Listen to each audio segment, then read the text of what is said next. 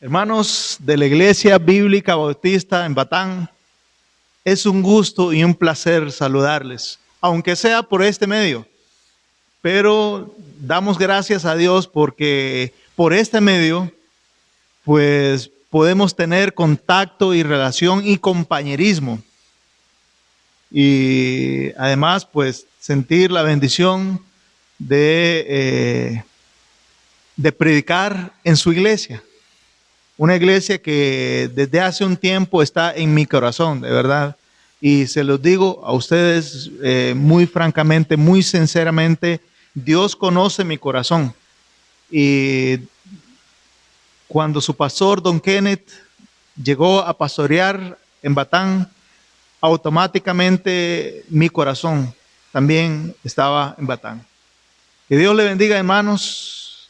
Oro constantemente por ustedes y por su pastor y su familia. Efectivamente, Don Kenneth, me siento raro decirle Don Kenneth, pero Don Kenneth, su pastor, cuando me invitó y me dio el tema del mensaje, me puso en una complicación, de verdad, porque tenía que hablar de Dios y el poder de Dios y el infinito poder de Dios que supera todo pensamiento humano. Y a partir de ahí me pregunté, ¿cómo hablar del que supera todo pensamiento humano? ¿Cómo definir al que es indefinible o no necesita de quien lo defienda y lo defina? Porque Él es quien es. En una ocasión Dios le dijo a Moisés, yo soy el que soy. O sea, yo soy el Dios que soy y punto. No el Dios que ustedes o usted quiere que sea. Yo soy, en última instancia, yo soy el Dios que soy. Incambiable, indefinible, infinito, inmutable, indescriptible. Y yo me puse a pensar en eso, francamente, mi hermano, ¿cómo describir? Me encontré en ese dilema, ¿cómo describir al que es infinitamente indescriptible? ¿O cómo pintar un panorama completo en un solo sermón acerca de aquella persona con mayúscula, aquella persona que está sobre todas las cosas, que llena todas las cosas y que está en un lugar y todos los lugares a la misma vez? En otras palabras, es omnipresente. ¿Cómo explicarle a usted, mi hermano, cómo es el Dios que adoramos? Sí, ¿cómo es el Dios que adoramos? Porque es infinitamente santo, eterno, por definición. ¿Cómo describir por completo toda su naturaleza, que por demás está a decir es infinita? ¿Cómo describir con esta mente finita y todas sus afectaciones naturales desde el desgaste, cómo describir toda la naturaleza infinita con esta mente con esta mente finita? ¿Cómo es el Dios que adoramos? Si Él actúa de maneras misteriosas. Por ejemplo, en ocasiones Él calma la tempestad, si lo quiere. En ocasiones Él calma la tempestad, no importa cuán fiera y cruenta esta tempestad sea. Pero en otras, en su soberana voluntad, Él determina caminar sobre ella. A veces parece que guarda silencio en los momentos de aflicción. En otras ocasiones, hasta le permite a una asna hablar. De un Dios que en ocasiones determina en su soberanía librar del pozo de la desesperación a sus hijos. Pero en otras ocasiones permite que sus hijos, como José, en el caso de José, permite que sus hijos sean lanzados al pozo y a la cisterna de desesperación, y después de esto ser vendidos como esclavos y ser llevados a una tierra totalmente desconocida. ¿Cómo describir en un momento a un ser infinito que no se somete a las leyes de las probabilidades y de la lógica, y que es además impredecible, porque actúa como Él quiere? ¿Cómo describir a una persona que actúa de maneras misteriosas? ¿Cómo explicarle a usted, mi hermano, cómo actúa ese Dios, mi Dios, si es el Dios que no se limita, como dije, a las leyes de las probabilidades y de la lógica? Porque es un Dios especialista en realizar lo irrealizable y hacer posible lo imposible. De aquel Dios que es capaz de tomar al hombre o a la mujer más insignificante y transformarlos en paladines, en héroes y heroínas de la fe.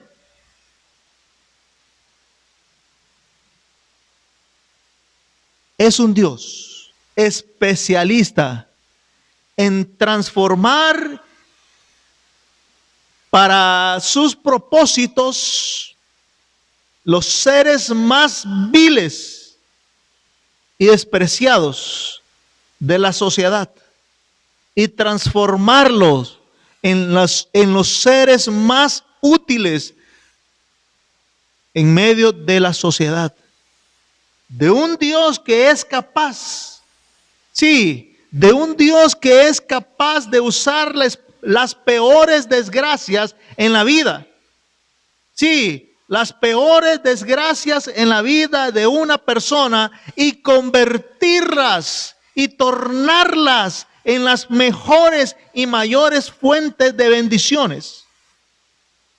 ¿Cómo puedo hablarle yo de un Dios que hace esas cosas impresionantes, como fue el caso de Esther, como fue el caso de la lepra de Naamán, de la muchacha, de la sirvienta que estaba en la casa de Naamán, el oficial malvado y perverso de Siria? Dios usó la peor tragedia que pudo ocurrirle a la muchacha en el caso de Naamán y a la reina Esther, la peor desgracia que pudo haberle sucedido, y se convirtió y la canalizó al punto que fuesen las mejores y mayores fuentes de bendiciones. ¿Acaso será suficiente lo que pueda decir? No importa cuánto tiempo ocupe yo describiendo y mencionando todos los atributos y todas las cualidades del poder de Dios, podré ocupar el resto de mi vida y aún así me quedaré corto, muy corto. ¿Acaso será lo que pueda decir?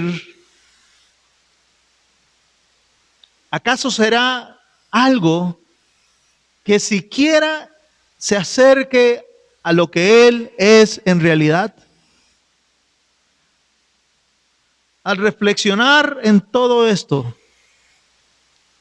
me surge una pregunta, una inquietud. Y reflexione usted, mi hermano, en lo que hemos visto hasta ahora, en lo que he dicho hasta el momento. No sé, pero me entró una inquietud mientras estaba estudiando y preparando esto. ¿Acaso estamos en la misma sintonía? ¿Acaso usted y yo, mi hermano, que me ve a través de este medio, acaso estaremos hablando del mismo Dios? Porque no sé, al menos en mi caso, pensar en un Dios que es indescriptible me causa temor y reverencia. Una reverencia profunda producida por un pavor, un temor profundo hacia Dios. Aquel Dios que he intentado describirles, pero quizás el mismo efecto no se produce en usted. Y eso me dice o provocó mi inquietud. ¿Acaso estaremos hablando del mismo Dios? El Dios que estoy haciendo de manera inútil todos los intentos de describir. ¿Acaso es el mismo Dios que usted tiene en mente? Pensar en esto condujo mis pensamientos hacia otra pregunta. Y de manera directa quiero hacérsela, mi hermano. Pregunto, ¿a qué Dios y cómo es el Dios al que usted adora? Si acaso tiene un Dios que adorar. O si acaso está adorando porque sea Dios o cualquier otro Dios que usted se conciba en su mente. El ser humano es irremediablemente devoto a un Dios. Y debemos preguntarnos, ¿a cuál Dios adoramos? ¿A qué Dios adora usted, mi hermano? Sí, si no es el Dios de la Biblia, entonces es a otro Dios. Y en última instancia, ese Dios que está adorando es un Dios que tiene nombre y se llama yo. Y ponga su nombre en vez de ese pronombre. A propósito, David sabía muy bien cuál era el Dios al que él adoraba. Sí, buscando en toda la Biblia, yo creo que David describe en los Salmos, describe casi a la perfección, al menos a cuál Dios adoraba él. Pero no vamos a ir al libro de los Salmos. Vamos a ir a un pasaje que creo yo que es el principal pasaje cuando se intenta describir a Dios y el poder y la soberanía de Dios. Y vamos al libro de Primero de Crónicas, el capítulo 29. Por favor, hermano, vaya al libro de Crónicas, el capítulo 29, los versículos 11 y 12. Y leemos en este pasaje: tuya es. Estas son palabras de David que fueron mencionadas cuando él decidió dar toda su riqueza en beneficio o con el único propósito de construir un templo digno de Jehová, el Dios que él adoraba. Y en esa ocasión terminó su ofrecimiento con una oración. Y esta es una porción de la oración que David mencionó en esa ocasión. Tuya es, oh Jehová. Note que dice, tuya es. No ha sido, no será, ni tal vez en esta expresión no se ve o no da lugar a ninguna sombra de duda, sino que dice con total certeza y plena convicción, tuya es. Y inspirado por el Espíritu Santo, vio pertinente mencionar el nombre. Tuya es, oh Jehová. Dando por necesario, al menos para él, mencionar el nombre. Tuya es, oh Jehová, la magnificencia y el poder, la gloria, la victoria y el honor, porque todas las cosas que están en los cielos y en la tierra son tuyas. Ni siquiera serán, son tuyas. Tuyo, oh Jehová, es el reino, y tú eres excelso sobre todos. Perdón. Las riquezas y la gloria proceden de ti. Perdón. Y tú dominas sobre todo. Las riquezas y la gloria proceden de ti. Y tú dominas sobre todo.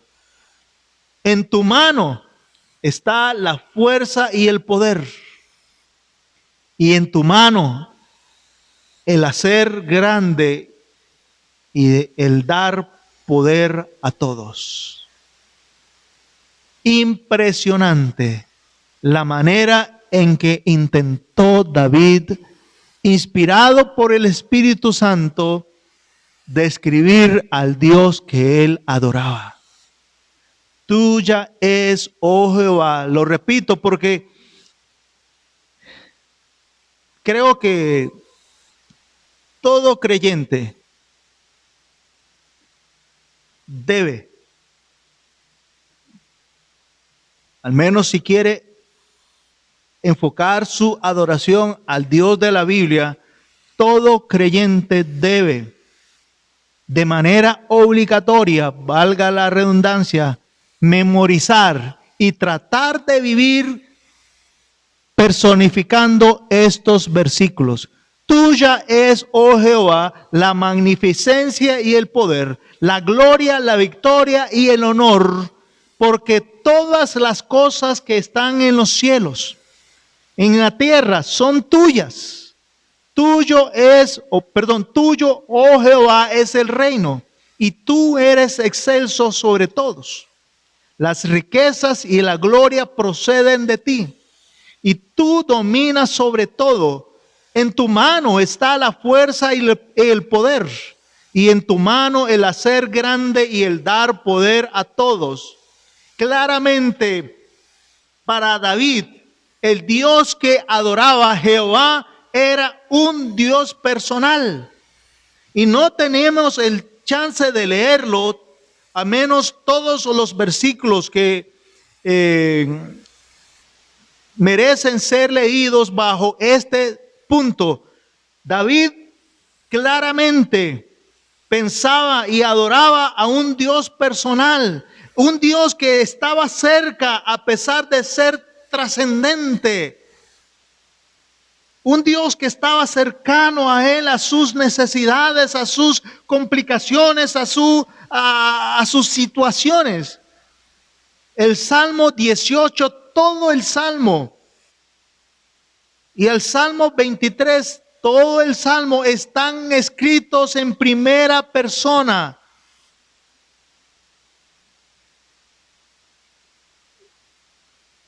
Y así todo el resto de los salmos están escritas, al menos en su mayor parte, todos los salmos están escritos en primera persona, porque David adoraba a un Dios personal, no a un Dios lejano, no a un Dios que estaba allá en la infinidad, infinitamente lejos de él.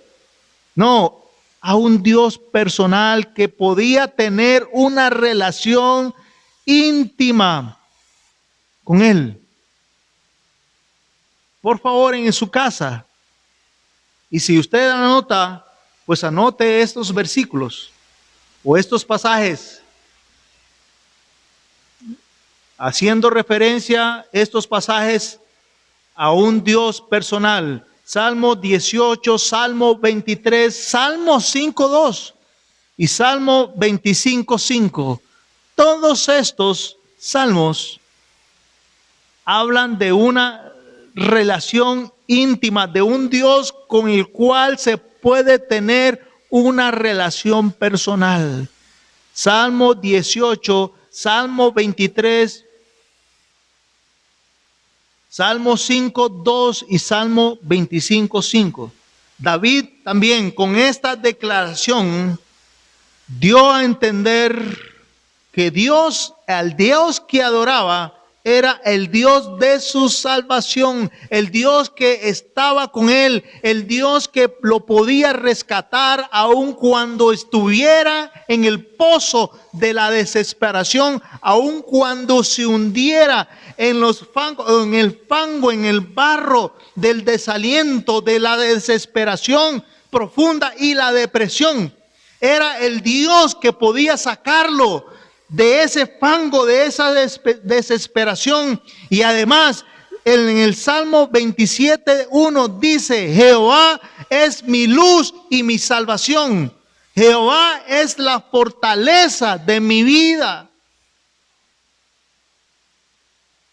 El Salmo 40:17 también dice David, que escribió este salmo literalmente en el pozo de la desesperación, pero terminó este salmo con el gozo de saber que el Señor, el Dios que adoraba, era su ayuda y su libertador. Y él dijo: mi ayuda, mi libertador. Porque para David, él era no el libertador y la ayuda y la fortaleza de la vida de los demás. No, mi ayuda y mi libertador. Gloria a Dios por eso. El valor y la excelencia de un alma debe ser medida por el objeto de su amor y adoración. No se olvide de este principio, hermano, porque si el Dios que usted adora es un Dios personal y es el Dios de su salvación, entonces su alma está enfocada. Porque el valor y la excelencia de un alma debe ser medida por el objeto de su amor y su adoración.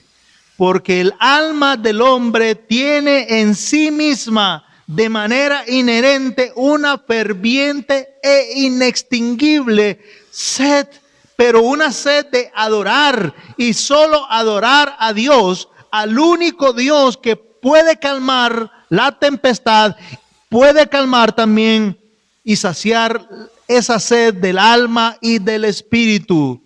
En una ocasión David dijo en el capítulo 42, mi alma tiene sed de ti. refiriéndose a Dios, como el ciervo brama por las corrientes de las aguas, como el ciervo, una especie de venado, tal vez silvestre, no ciervo con S, sino ciervo con C. Una especie de venado, como dije, silvestre, que bramaba en los peñascos del desierto israelita. Como el ciervo brama por las corrientes de las aguas, así clama por ti, oh Dios, el alma mía. El alma del hombre tiene en sí misma de manera inherente una ferviente e inextinguible sed. Y esa sed es una sed de adorar, una sed desesperada de adorar al Dios creador que hizo los cielos y la tierra. Al único Dios. Y adorar a ese Dios es lo único que puede calmar y saciar esa sed del alma. Usted puede poner cualquier otra cosa que se le ocurra para calmar esa sed espiritual y esa sed del alma, pero no lo logrará porque todas las cosas son insuficientes y solo la sed del alma, solamente adorar a Dios la puede calmar. Nunca un alma sabrá cuán sólido y satisfactorio es el placer hasta que llegue al punto de renunciar a todo lo que es parte de sí mismo, para rendirlo al autor de todo lo que causa placer. Repito, mi hermano, para que no se pierda en el hilo. Nunca un alma sabrá cuán sólido y satisfactorio es el placer hasta que llegue al punto de renunciar a todo lo que es parte de sí mismo y renunciar a ello y rendirlo en adoración al autor de todo lo que causa el verdadero placer. Negarse a sí mismo es renunciar a su propio placer por el placer superior, sublime, de adorar al Rey de Reyes y Señor de Señores. Ahora bien, una pregunta: ¿por qué debemos adorar a Dios? Bueno, le respondo con otra pregunta. Todo lo que Él ha hecho no merece, todo lo que Él es y Él ha hecho no merece adoración.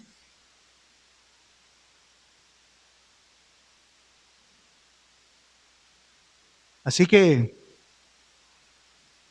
David, en 1 de Crónicas 29, hace un despliegue de adoración, no por lo que Él ha hecho, sino por lo que Él es. Y una adoración honesta y sincera empieza desde un corazón agradecido por todo lo que Dios es. Sí, una adoración sincera que agrada a Dios empieza adorando a Dios por todo lo que Él es. No necesitamos más para caer rendidos en adoración a Dios. No necesitamos siquiera saber y entender todo lo que Él ha hecho, sino nos basta. Todo lo que Él es suficiente para caer postrados y rendidos a sus pies en adoración. Esta es la gran diferencia entre el mundo moderno, donde todo termina en uno mismo, y el mundo bíblico, la esfera celestial, donde el origen y la culminación de todo es Dios. Solo Dios puede satisfacer el alma de manera permanente y eterna. Y esto radica en la magnificencia de su gracia, en que Él, el Señor, nos ha permitido, con el costo de la muerte de su Hijo, nos ha permitido la más sublime gracia de tener el privilegio y el poder, la capacidad de poder conocerle, de admirarle, de servirle y amarle. La adoración entonces es el medio a través del cual es posible recuperar el propósito por el cual fuimos creados. Y en Isaías 43:7 lo dice claramente. Isaías 43:7 lo dice claramente, que hemos sido creados, que hemos sido formados para gloria de Dios.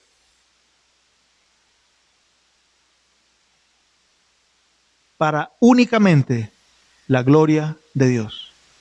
En el versículo 21 dice también, este pueblo he creado para mí, mis alabanzas publicará.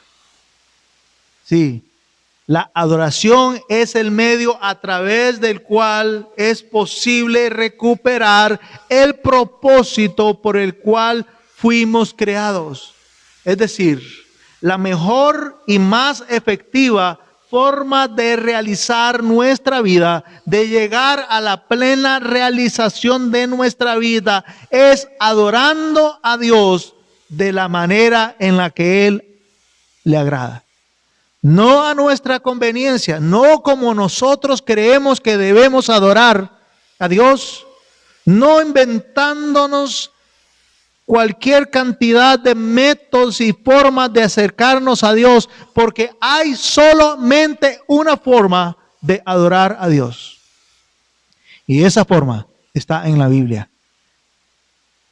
Y también en Romanos el capítulo 12 se muestra claramente esa forma. Así que, hermanos míos amados, así que por la misericordia de Dios, os ruego que presentéis vuestros cuerpos en sacrificio vivo.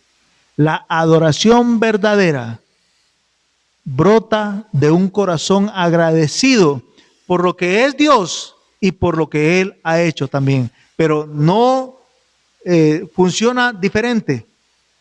No alteremos el orden.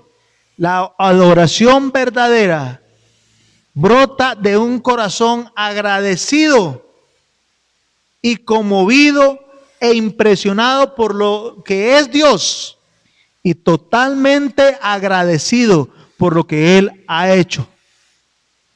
Os ruego, dice Pablo, por la misericordia de Dios, que presentéis vuestros cuerpos. Esa expresión es un acto, se refiere a un acto de adoración. No se puede adorar a Dios sin mediar un ofrecimiento santo, con una vida santa, arrepentida y comprometida al Señor. No puede haber, repito, no puede haber un sacrificio agradable a la manera de Dios sin haber un sacrificio. ¿Y cuál sacrificio? Bueno, aquel sacrificio de presentar nuestros cuerpos, toda nuestra vida, y ponerlo sobre el altar para que Dios gobierne y señoree sobre nuestra vida. El concepto de adoración es predominante a través de toda la Biblia. En Génesis, por ejemplo, vemos que la caída sucedió, la caída en el huerto del Edén sucedió cuando el hombre dejó de adorar a Dios. Sin embargo, en Apocalipsis vemos que la adoración absoluta y exclusiva a Dios es recuperada y restablecida permanentemente. Por ejemplo, en Deuteronomio, el capítulo 6, el versículo 4 y 5, no tenemos el tiempo para leerlo, pero a manera de referencia se lo cito. Deuteronomio 6, 4 y 5 se establece legalmente el principio de adoración a Dios, y en Marcos 12, 29 al 30 también se reafirma. Vemos a Jesús dándole este mandamiento, dándole a este mandamiento, el carácter para el creyente actual. También podemos ver en Éxodo el capítulo 20, el pasaje correspondiente a los 10 mandamientos, pero precisamente, específicamente, Éxodo 20, 2 al 5, también podemos ver que nuestra adoración a Dios debe emanar de un corazón impresionado, conmovido, asombrado, maravillado por todo lo que es Dios. La persona que usa su vida para cualquier otro propósito distinto a la adoración que agrada a Dios, sin importar cuán noble parezca ese propósito, es y debe ser culpable de grave pecado. Repito, la persona, el individuo que usa su vida para cualquier propósito distinto a la adoración exclusiva que agrada a Dios, sin importar cuán noble parezca esa causa, pero no agrada a Dios, entonces es y debe ser culpable de grave pecado. Le sucedió a Caín, que ofreció sacrificio a Dios, pero no el sacrificio que Dios había indicado, ni de la manera que Dios lo había indicado. Porque claramente desde el Génesis,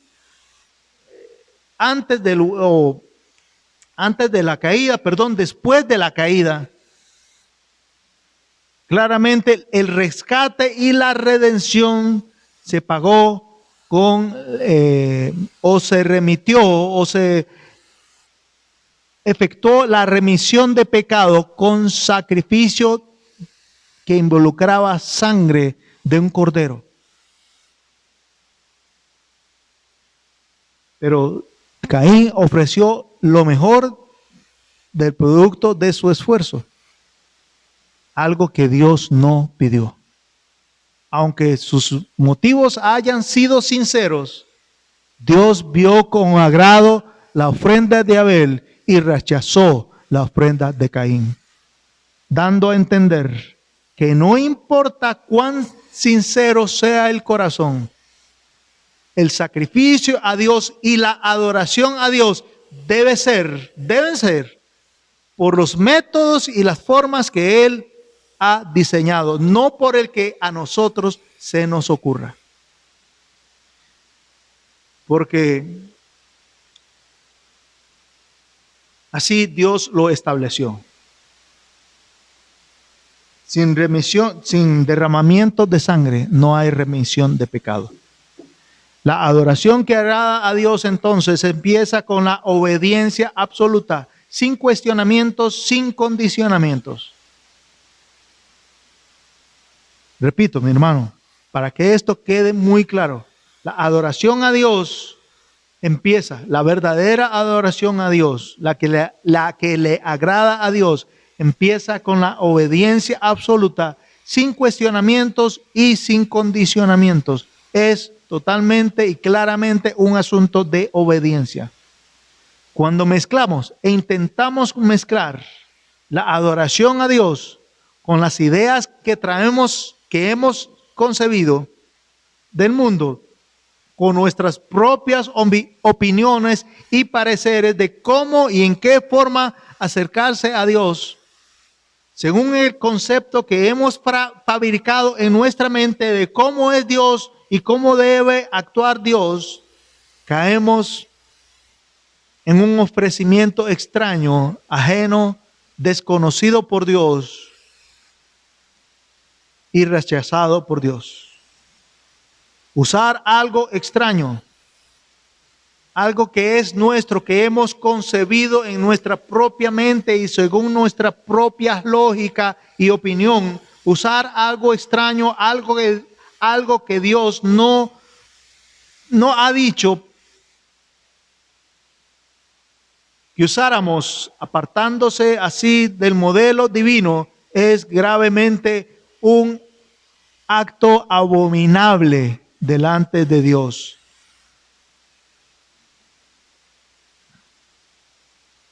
A pesar de las buenas intenciones, Dios no aceptará esa adoración ni consagración a menos que sean de acuerdo con el modelo que Él mismo ha diseñado. Si no adoramos a Dios como Él lo ha señalado, entonces no hay bendición. Si no adoramos a Dios como Él lo ha indicado desde el principio de la Biblia, entonces no hay bendición.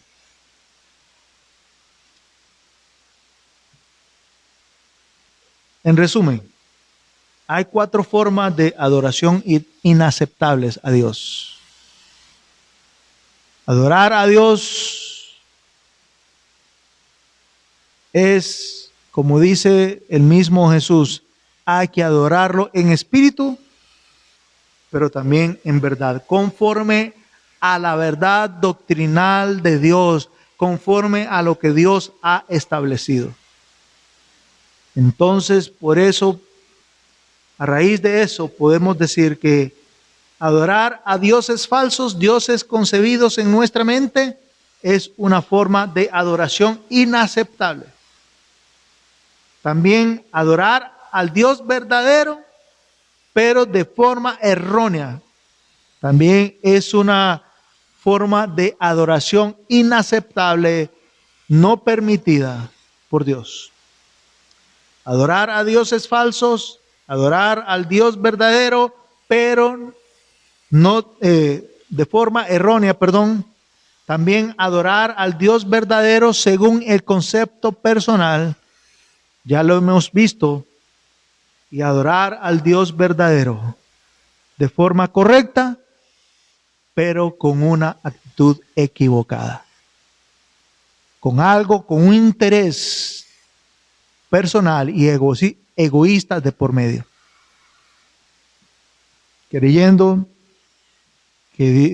pretendiendo que Dios no lo sabe todo.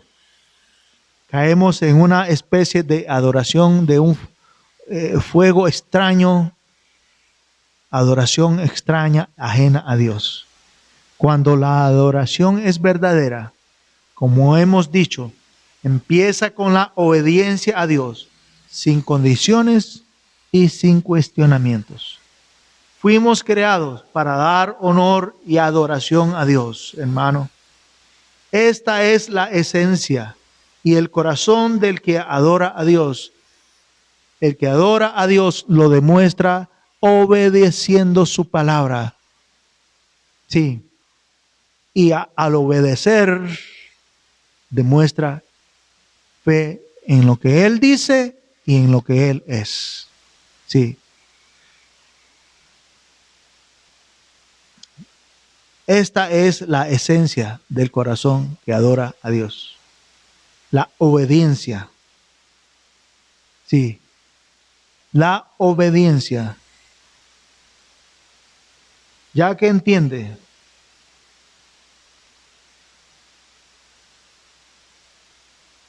que la adoración no se trata de solo lo que recibimos de Dios, sino más bien de lo que nosotros tenemos el privilegio de dar a Dios. repito, ya que entiende que la adoración genuina no se trata de lo que recibimos de Dios, sino más bien de lo que nosotros tenemos el privilegio de darle a Dios. Y esto debe ser un deseo apasionado, un deseo ferviente y desinteresado en nosotros, dar a Dios todo, rendirlo todo por lo que Él es. Y además, por todo lo que Él ha hecho por nosotros. Esto es algo que empieza con el ofrecimiento de nosotros mismos, de nuestro ser, de nuestro corazón, todo sobre el altar de Dios, me refiero. Seguidamente viene con la entrega total de nuestras actitudes y todos nuestros derechos a Dios. Y por último, viene la entrega total y desinteresada de lo que tenemos. Aún las cosas materiales que tenemos, de nuestros tesoros materiales e inmateriales, tesoros tangibles e intangibles, a Dios, ya que no es posible adorar a Dios, al Dios verdadero, sin ofrecerle a Él algo que no tenga costo alguno. Pregunto, mi hermano, para terminar, ¿a cuál Dios adora usted? Ahora preguntes, para terminar, ¿cuál es el costo de su adoración? Como en una ocasión David dijo, no ofreceré sacrificio a Dios que no me cueste nada. Esa debe ser la actitud permanente de aquella persona, de aquel cristiano, de aquel creyente que adora genuinamente al Dios de la Biblia. Para terminar, pregunto, ¿a cuál Dios adora usted, mi hermano? ¿Al Dios que describimos o intentamos describir al principio? ¿O a otro Dios? Y además, ¿cuál precio, cuál costo usted ha pagado para adorar a Dios? ¿Podría usted decir, mi hermano, con toda honestidad y con toda tranquilidad en su conciencia, que ha hecho un sacrificio para adorar a Dios?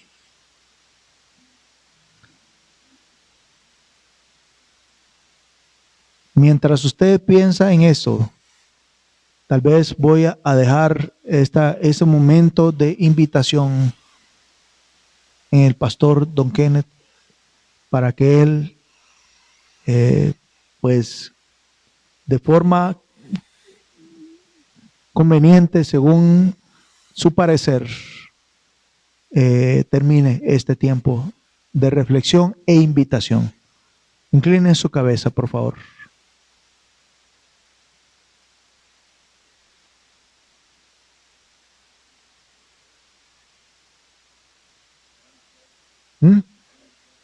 ¿Qué? Ajá.